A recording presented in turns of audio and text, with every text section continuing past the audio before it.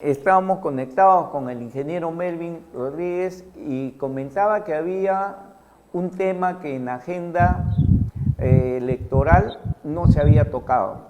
Lima, su principal problema es la generación de suelo urbano. Es tanto el problema que nos ha reventado en la cara que hace unos días en Chorrillos más de 4.000 familias ocuparon el morro solar sin que las autoridades intervengan. Ingeniero Melvin Rodríguez, muy buenos días, y ya todavía buenos días. Coméntenos cuál es la dimensión del problema de la falta de suelo urbano solamente en Lima. Oscar, muy buenos días. Creo que ahora sí tengo buen audio. Me parece que sí. Sí, Oscar, totalmente, lo estamos sí, escuchando, ya. ingeniero. Ok, Oscar. Bueno, Oscar, sí, efectivamente has tocado un tema importante en realidad, el crecimiento urbano de forma desordenada en la ciudad hace que ésta siga propagándose como un crecimiento horizontal. Lima, para considerarla ya para una ciudad en la cual está haciendo un crecimiento vertiginoso, más de 10 millones de ciudadanos viven acá en la capital. Prácticamente la tercera parte de la población del Perú radica en Lima, la tercera parte, y eso hace ver pues de que la falta de suelo por expansión urbana ya no existe, ya no hay.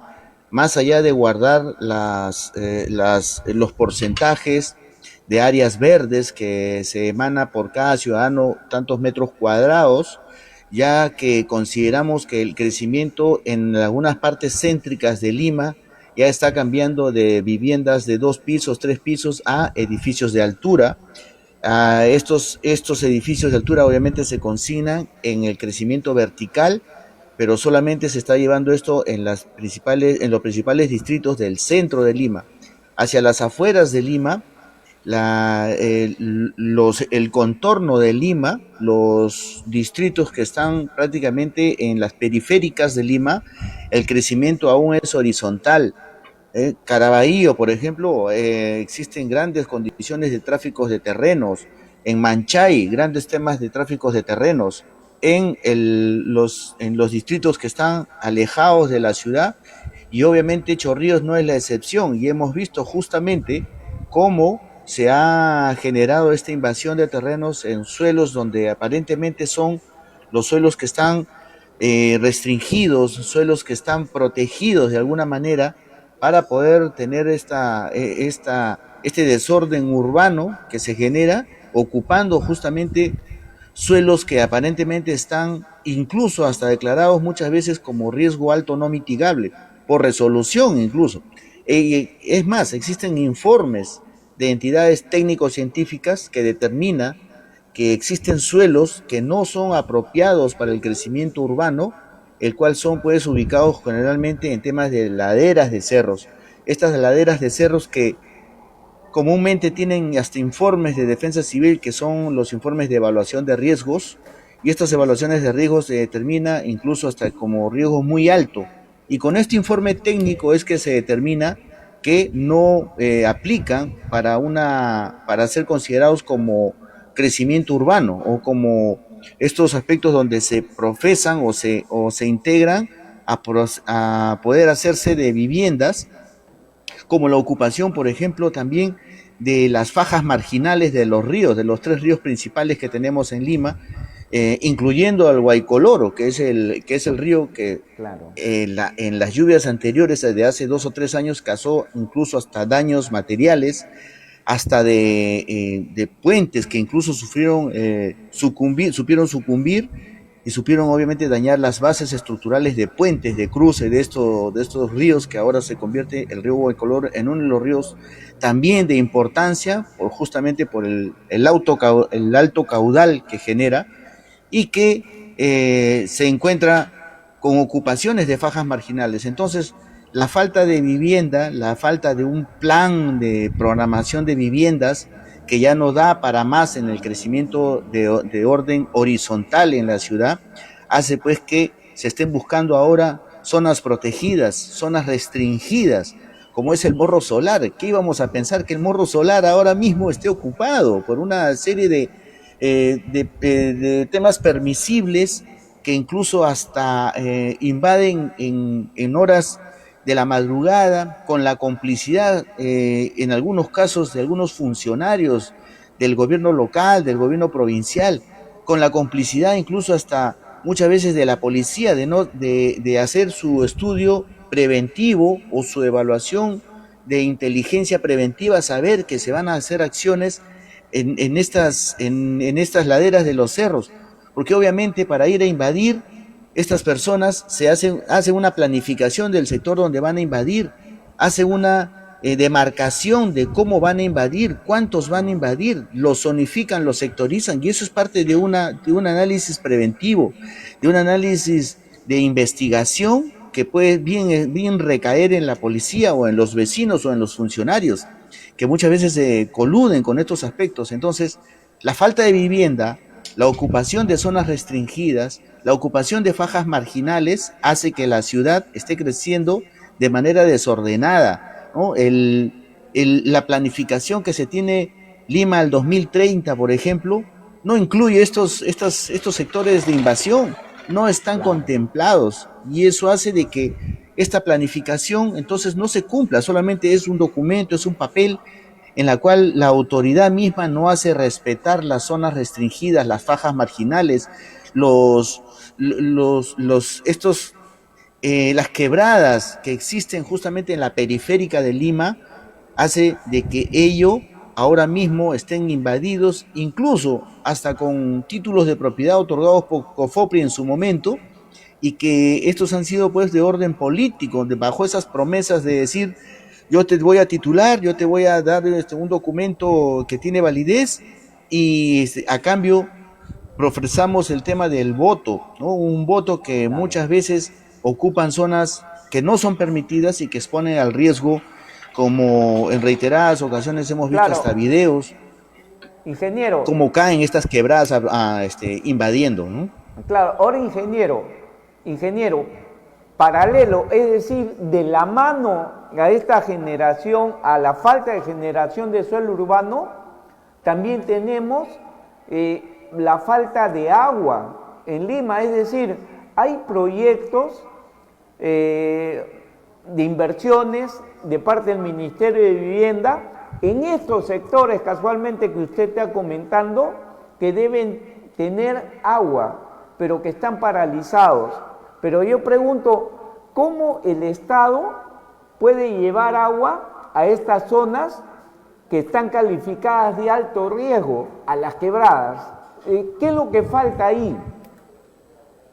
Mire, acá hay ya COFOPRI, aquí hay dos fases en cuanto a COFOPRI, ¿no? COFOPRI, el que era usado como un medio político años atrás, unos 6, 8 años atrás, y el nuevo COFOPRI, que ahora ya sí te pide un estudio de evaluación de riesgos del sector donde estás ocupando, y si este estudio de evaluación de riesgos califica de que tu sector está determinado como alto riesgo no mitigable, entonces COFOPRI se limita a no dar títulos de propiedad. Eso es hoy.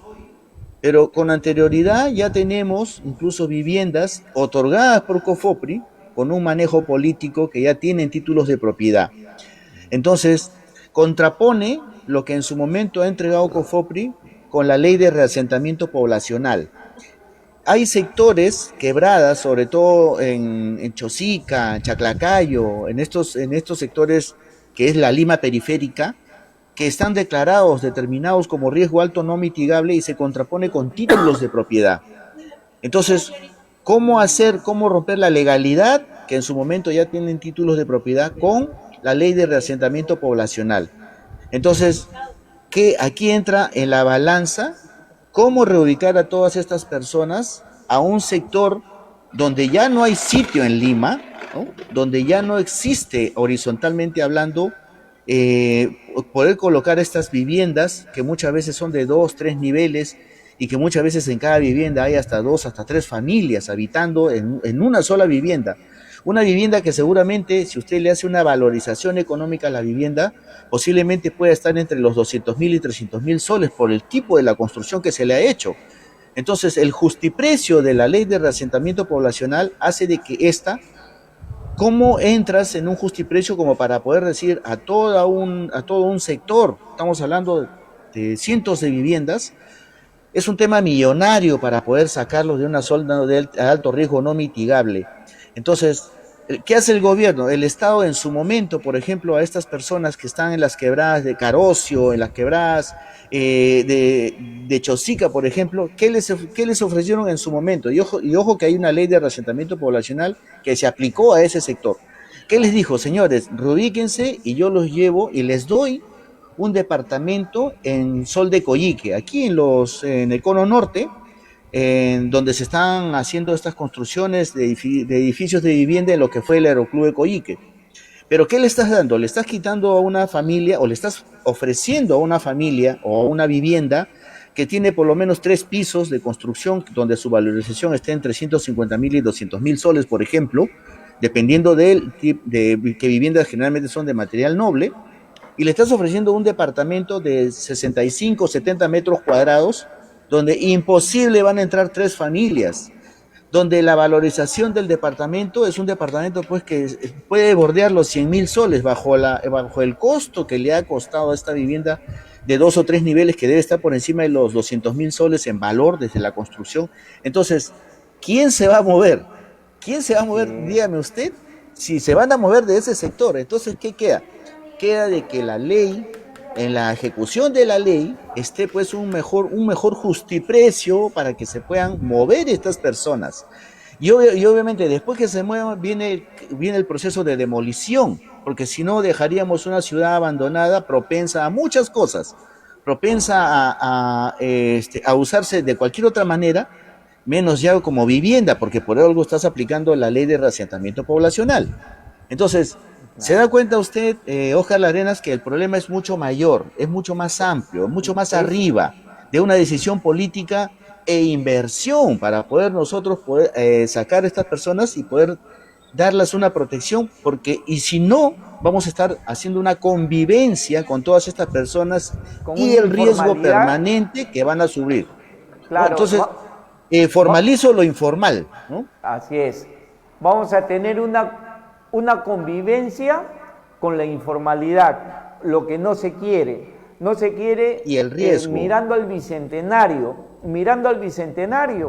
estamos llegando con unas ciudades en caos, en unas ciudades donde la expansión urbana no da más, en una ciudad donde los servicios básicos están ausentes y ahí donde están presentes hay grandes deficiencias en la distribución del servicio. Esperemos que todo esto cambie, y esperamos también, ingeniero, seguir contando con su valioso aporte profesional para que nos ilustre, porque este es un problema que de verdad en el debate político ha estado ausente y eso es lamentable. Ingeniero Melvin Rodríguez, un abrazo Sí, a la Oscar, distancia, la mejor de las suertes.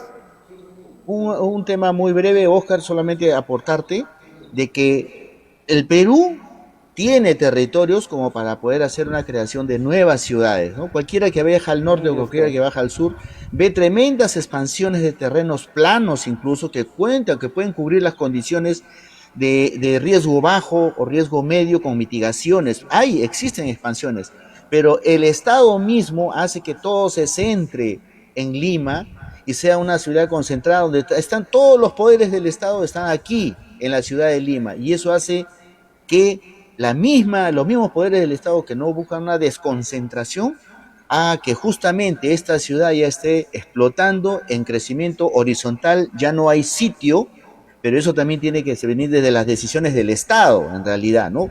Las consecuencias, ahí están las consecuencias, los invasores que ya están tocando prácticamente áreas protegidas. Gracias, Oscar, por el espacio. A usted un fuerte abrazo, un bonito domingo lo que queda y el voto siempre pensando en el Perú. Un abrazo, ingeniero Melvin Rodríguez. Gracias, Oscar, muchas gracias. Hasta Muy luego. bien.